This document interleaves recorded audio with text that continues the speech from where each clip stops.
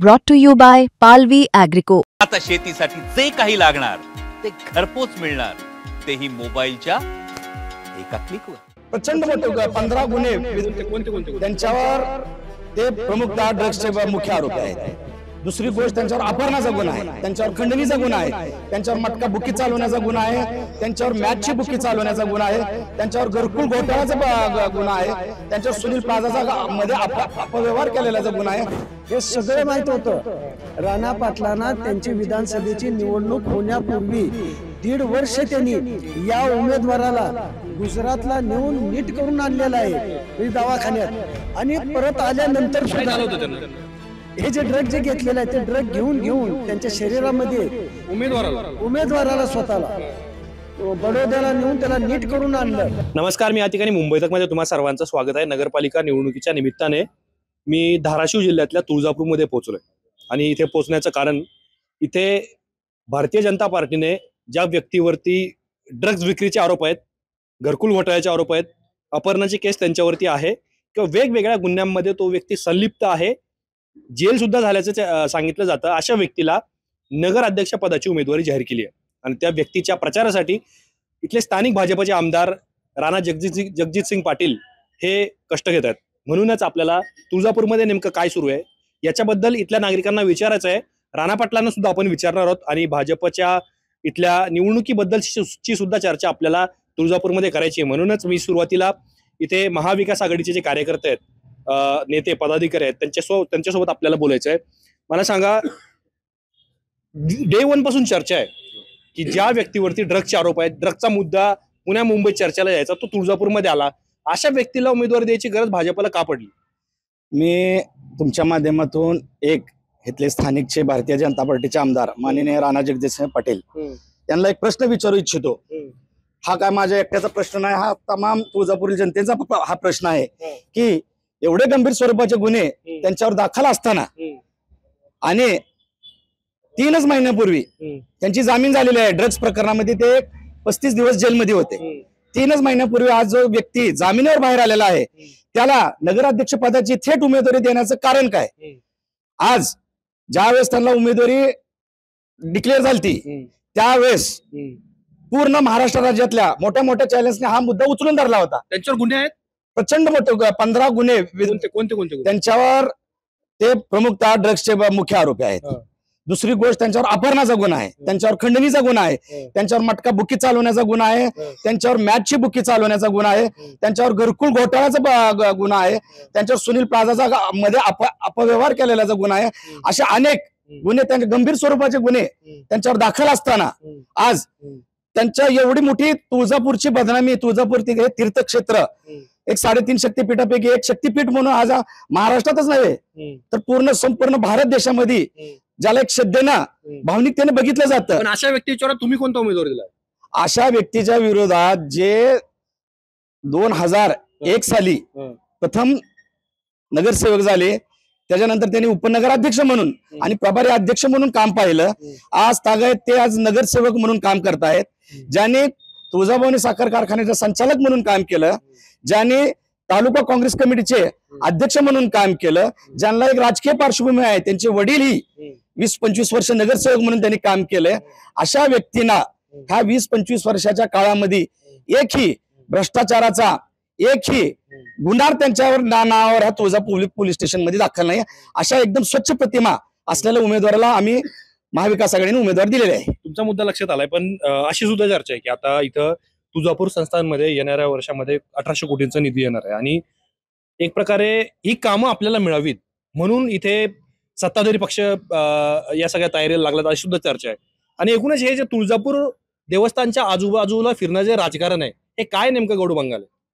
तुम्हाला सांगतोय की तुळजापूर शहर आणि परिसर ही श्री तुळजाभवानी मंदिराच्या पवित्र पावनभूमीमध्ये नगर परिषद यात्रा अनुदान घोटाळा, त्याचप्रमाणे स्वर्गीय विलासरावजी देशमुख साहेबांनी तुळजापूर विकास प्राधिकरण करून त्याला 325 कोटी रुपये निधी दिला. त्यातले 165 कोटीची कामं हे नगर परिषदेला वर्ग केली त्यावेळेस. मग त्यावेळेस विविध कामं करण्यात आली. त्या 165 कोटीच्या माध्यमातून ड्रेनेज लाईनचं जवळजवळ 70 कोटीचं काम असेल, इतर रस्ते असतील, हे प्राधिकरणाने नगर परिषदमध्ये करायला. त्यावेळेस हे आताचे जे नगराध्यक्ष पदाचे उमेदवार ते त्या काळातच होते. त्यामुळं ती तर कामं अर्धवटच राहिली आणि एकदम त्यावेळेस भ्रष्टाचार झाला. आणि त्याच माध्यमातून आता ते पैसे कमवलेले कसे खर्च करायचे, त्या माध्यमातून आज मला वाटतं की 1800 कोटीची कामं येणार आहेत म्हणून म्हणतात. ऑलरेडी अजून तर 1 रुपया पण आलेला नाही. त्याच्या आधीच राणा पाटील यांनी सत्कार करून घेतलेला, इथं जाहीर नागरी सत्कार करून घेतला. कशाबद्दल? की मी हे विकास आराखडा मंजूर केला आणि मंजूर केल्याबद्दल नागरी सत्कार करून घेतला. परंतु अजूनपर्यंत काही 1 रुपया आलेला नाही. येईल, पैसे येतील, पण मला वाटत नाही की चांगली कामं होतील म्हणून. हे पाचचं काय प्रकरण आहे? हे तुळजापूर मध्ये तर जो नगराध्यक्ष असतो तो इथं विश्वस्त म्हणून मंदिरामध्ये येतो आणि दुसरा आमदार म्हणून सुद्धा या ठिकाणी विश्वस्त असतात.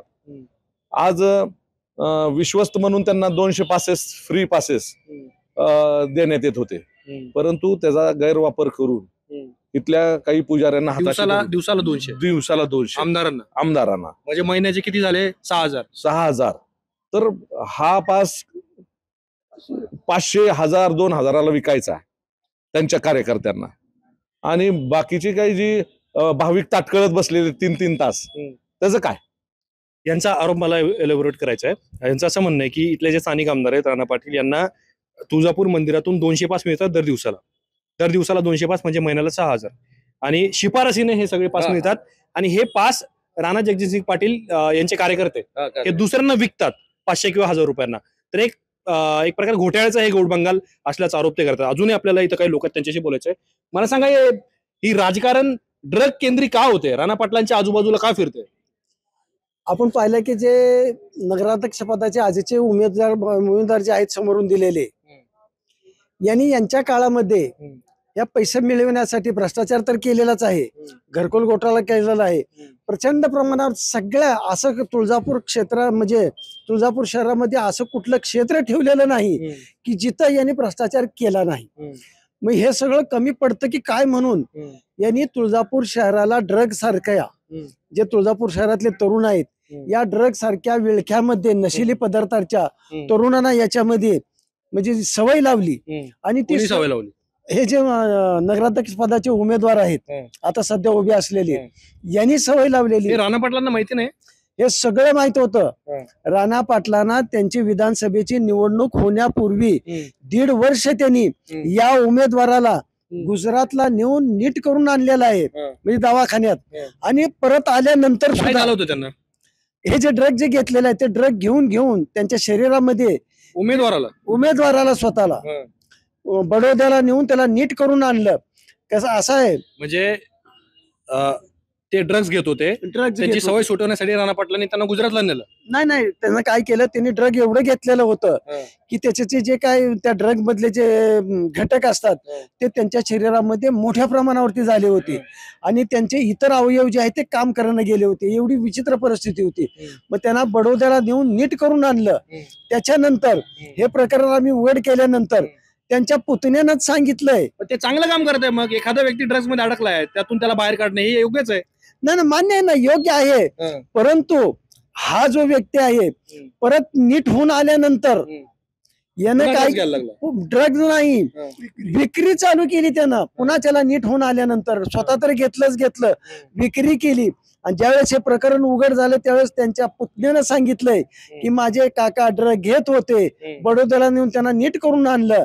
आणि नीट करून आणल्यानंतर सुद्धा त्यांनी जे ड्रगचे विक्रेते आहेत त्या विक्रेत्यांना त्या पुतण्याच्या मोबाईलवरनं 50,000चे ट्रान्झॅक्शन करून ते ड्रग्ज विक्रेत्यांना ते 50,000 रुपये दिलेले. आणि त्याने स्पष्ट आपल्या जबाबामध्ये लिहिलंय की माझ्या काकांना पूर्वी सवय होती आणि ते नीट होऊन आल्यानंतरही त्यांना त्या सवयीतून ती बाहेर आली नाही. कुटुंबातले लोक सांगतात.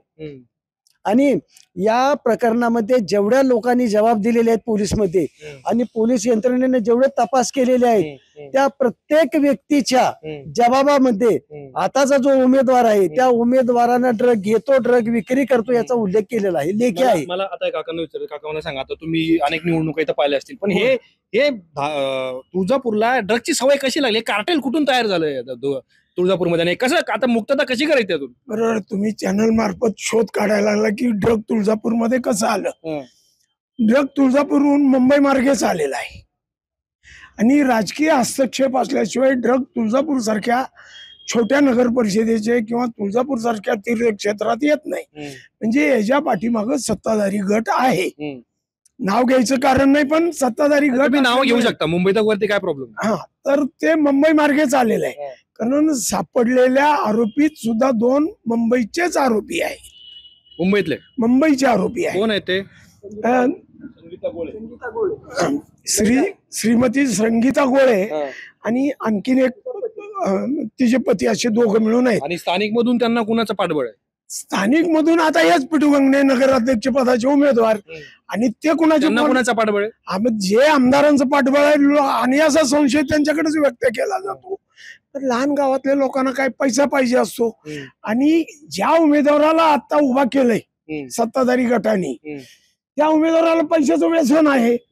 नगर परिषदेतून आलेले पैसे सरळ पोत्यात भरून घरून येणारा हा उमेदवार आहे. भ्रष्टाचार एक नव्हे, प्रचंड भ्रष्टाचार आहेत. 16 केसेस एवढ्या भयानक आहेत. तो माणूस बाहेर कसा आहे याच आम्हाला अनेक केसेस आहेत. ड्रगच्या व्यतिरिक्त ड्रगचा पेडलर आहे, त्याला ऍडिक्ट म्हणून केस करायला लावलेली आमदारांनी दबाव आणून पोलीस खात्यावर. त्यामुळे हायकोर्टातून त्यांना जामीन झाला. नाहीतर पेडलरला सहजासहजी जामीन मिळत नाही माझ्या माहितीप्रमाणे. आयपीसीचं कलम असतं. एनसीबी काय करते मग? नाही, एनसीबी आता सत्तेतच आहे की हो, त्यांच्याबरोबर सत्तेत. एनसीबी संस्था आहे, सत्तेत नाही येते. हा, नाही, पण सत्ताधारीचं त्यांना ऐकावंच लागतं ना नार्कोटिक स्टेटला. आणि हे काय नार्कोटिक्स वगैरे तुम्ही शक्तिशाली शहरात आहात, ग्रामीण विभागात काय आहे, कोण ऐकत आहे? अहो, आता IAS कलेक्टर सारखा माणूस एका आमदाराच्या दबावात आहे सत्ताधारी. आम्ही तर ऐकून आहे की मुख्यमंत्री दबाव आणतात आमच्या कलेक्टरवर की आमदार काय म्हणतात ते ऐका. मग ते कायदेशीर असो किंवा नसो, म्हणायचा उद्देश तोच आहे.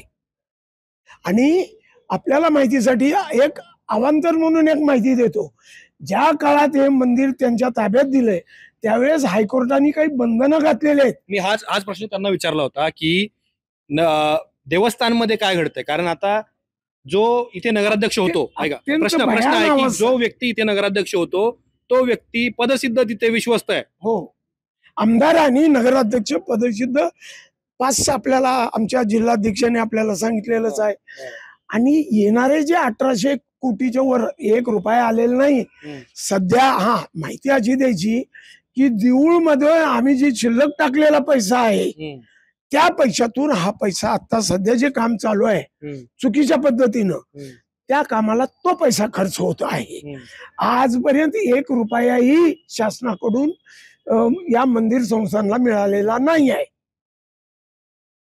तर गंभीर आरोप आहे त्यांचे, ड्रग्सवरून तर ते बोलतायत, पण देवस्थानच्या आजूबाजूला ज्या गोष्टी बाहेर भाविक आघाडीचे कार्यकर्ते सांगतात ते आपल्याला जाणून घ्यायचे. काका मला सांगा, काय त्यांना काय माहिती नाही, काय आता अजून याच्या पलीकडे काय मुद्दे तुम्ही घेऊन जाता? ठीक आहे, ड्रग्ज आरोपी वगैरे वगैरे एकच मुद्द्यावर बोलायचं आहे मला. आता मला एकच विचारायचा प्रश्न आमदारांना की एवढी मोठी तुळजापूरची बदनामी होत असताना, एवढे मोठे गंभीर स्वरूपाचे गुन्हे दाखल असताना एखाद्या उमेदवाराला व्यक्तीला तुम्ही भारतीय जनता पार्टीचे डायरेक्ट नगराध्यक्ष पदाची उमेदवारी देतात. मला त्याच्यातून एकच विचारायचं आहे की त्यांना दुसरा कोणी व्यक्ती नव्हता का ह्या पदासाठी योग्य वाटणारा, किंवा भारतीय जनता पार्टीमध्ये सगळेच त्या प्रकारचे लोक आहेत? कुठल्या अनालिसिस करून त्यांनी ह्या उमेदवाराला उमेदवारी दिलेली आहे? याच्याबद्दल आपण त्यांना विचारू. तुम्हाला काय म्हणायचंय? या तुळजापूर नगरपालिकेच्या नगराध्यक्ष पदासाठी ज्याप्रमाणे आम्ही उमेदवार दिलेला आहे असाच एक उमेदवार त्यांच्याकडेही दिलेला होता. आणि त्या उमेदवाराला आम्ही संमती सुद्धा दिलेली होती बिनविरोध आणण्याची. कारण का, तो उमेदवार म्हणजे महंत इच्छागिरी बाबा. बरं झालं तुम्ही हा विषय काढला, मला ते ऐकायला मिळालं. इथं एकमत झालेलं होतं बिनविरोध बिलकुल निवडणूक. आमचं सगळ्यांचं इथल्या देवस्थानच्या महंतांना उमेदवार देण्यात येणार होत्या इच्छागिरी बाबा असं सांगितलं तर मुंबईतून पण संमती होती. हो, हो. मग काय घडलं त्याच्यामध्ये? पण ह्या असल्या ड्रगच्या लोकांनाच म्हणजे उमेदवारी द्यायची होती. म्हणजे आमदार साहेबांना तो त्यांच्या पसंतीचा उमेदवार होता. म्हणजे त्यांच्याकडे सुद्धा एवढा सुशिक्षित आणि उच्च विचाराचा माणूस होता, तरी पण डावललं गेलं आणि असल्या भ्रष्ट लोकांना उमेदवारी दिली. तुम्हाला काही शेवटचा मुद्दा ऍड करायचा? नाही, आमच्या सगळ्यांची इच्छा अशी होती की इच्छागिरी महाराजांनी अपक्ष म्हणून उभा राहावं आणि बाकीच्या पाठिंबा बाकीच्या सगळ्या सर्वपक्षीय लोकांनी पाठिंबा द्यावा की इथली ही जी काही घाण आहे तुळजापूरची ही निघण्यासाठी आमचा हा तोडगा होता. परंतु त्यांनाच ते मान्य नव्हतं आणि मला वाटतंय की आमदार साहेबांनी त्यांना डायरेक्ट एबी फॉर्म देऊन टाकला ह्या विनोद पिटू गंगणेला. आणि मला वाटतंय त्या इच्छागिरी महाराजांची जी काही इच्छा होती ती काही राहिली नाही, कारण की त्यांनी अपक्ष म्हणून भरला होता.